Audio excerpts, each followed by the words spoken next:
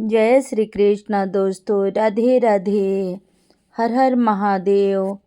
पंचाल देश में सिंह केतु नाम का एक महाप्रतापी राजा था। एक दिन वह शिकार करने एक कठिन वन में गया। उसके साथ एक सेवक धीमर गया। उसने वन में एक शिव मंदिर देखा। मंदिर में एक पवित्र विशाल शिवलिंग था। यह देखकर उस सेवक ने वह मंदिर राजा को बताया। वह सेवक धार्मिक विचार वाला था। राजा ने कहा कि तू इस मूर्ति की पूजा कर और अपना अहंकार छोड़कर भगवान शिव के चरणों में मस्तक झुका। तब सेवक ने राजा से शिव पूजन विधि पूछी। तब राजा ने उसी विनोदी स्वभाव हंसी हंसी में कहा कि पूजा की कई विधियां हैं, परंतु चिता भस्म शिव जी पर लेप करना एक मुख्य बड़ी विधि है। नित्य नई चिता भस्म लाकर शिवलिंग में लेप करना चाहिए। बिना भस्म लेप किए कभी भी शिव जी को प्रसाद नहीं चढ़ाना चाहिए। यह उत्तम शिव भक्त का काम है। राजा के वचन मानकर वह सेवक उस मूर्ति को वहां से उठाए अपने घर ले आया। अपनी पत्नी को उसने सब वृत्तांत बताया। यह सुनकर वह बड़ी प्रसन्न हुई और तब से वह दोनों पति पत्नी प्रेम पूर्वक शिव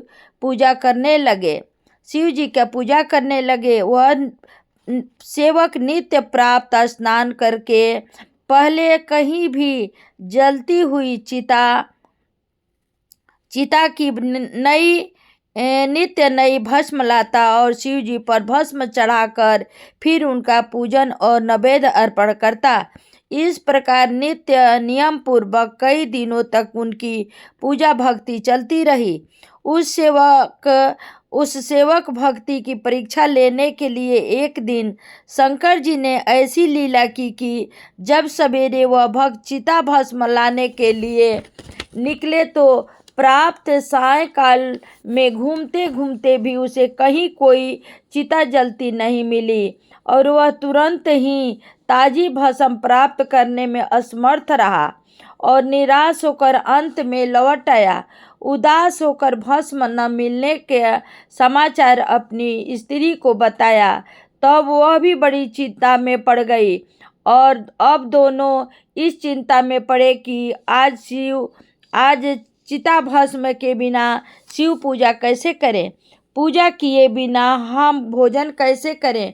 भगवान शिव की पूजा भक्ति बड़ी कठिन होती है और वे भक्त की कठिन परीक्षा लेते हैं।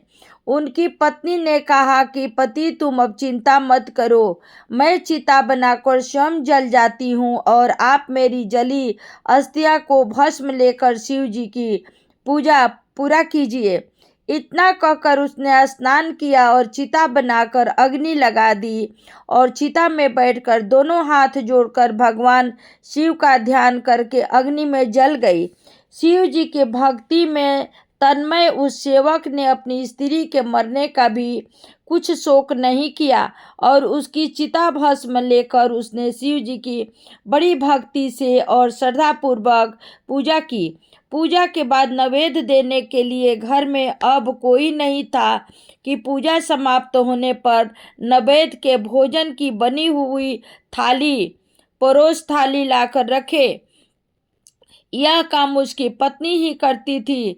नित्य नए प्रकार पकवान बनाकर वह शिव जी को भोजन कराती और थाली में लेके आती थी, तो भी उसके जल जाने का ध्यान इस भक्त को नहीं रहा और नित्य की भांति अपनी स्त्री को इसने नैवेद्य की थाली परोस कर लाने के लिए पुकारा।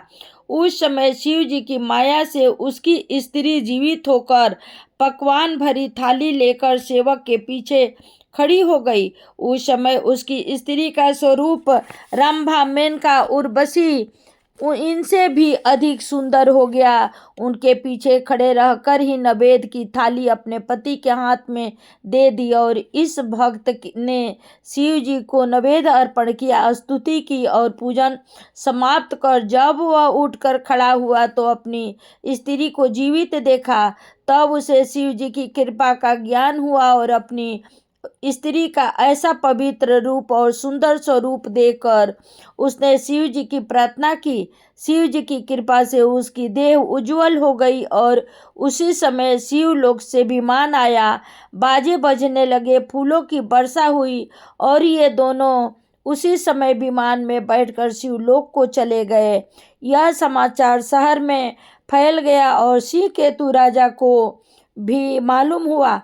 इस समाचार से राजा को बड़ा आश्चर्य हुआ और उसे शिव जी की भक्ति के लिए आकांक्षा होने लगी। राजा ने विनोद हंसी के लिए ये उसे चिता भस्म की विधि बतलाई, परंतु उस सेवक ने उस विधि पर विश्वास करके शिव पूजन किया, जिसका प्रभाव इतना हुआ कि वह अपनी स्त्री सहित सदेह जीवित शिवलोक को प्राप्त हुआ। यह प्रमाण मिलने के बाद अब राजा को शिव पूजन की इच्छा हुई और श्रीकेतु सदा शिवरात्रि और शिव प्रदोष तिथि का व्रत, सोमवार का व्रत और शिव पूजन करने लगा। शिव भक्ति के लिए वह राजा उदारता से दान धर्म करने लगा। इस प्रकार शिव भक्ति में अपना संपूर्ण जीवन बिताकर अंत समय वह राजा भी अपनी पत्नी सहित शिवलोक को प्रस्थान कर गया। और ये कथा आप लोगों को कैसी लगी कृपा करके आप लोग बताइएगा और कमेंट बॉक्स में ज़रूर लिखिएगा आप लोग की कैसी लगी ये कथा और आप लोग कहाँ से देख रहे हैं कथा। अगर कथा अच्छा लगे तो शेयर कीजिएगा, चैनल को सब्सक्राइब करिएगा, लाइक करिएगा और कमेंट करके ज़रूर बताइएगा। हर हर महादेव, हर हर महादेव। और अभी ये कथा समाप्त हुई, आगे मैं कथा आप लोगों को सुनाऊंगी। शिव पार्वती जी का विवाह हर हर महादेव सुनाऊंगी। हर हर महादेव। वीरभद्र अवतार, शिव पार्वती मिलन, तारकासुर का विनाश। आगे ये जो कथा है ये मैं आप लोगों को सुनाऊंगी और आप लोग कमेंट करके सुनिएगा और बताइएगा कि ये आप लोगों को कथा कैसी लगी। तो आगे शिव जी पार्वती का कथा आप लोगों को सुनाऊंगी। हर हर महादेव, हर हर महादेव।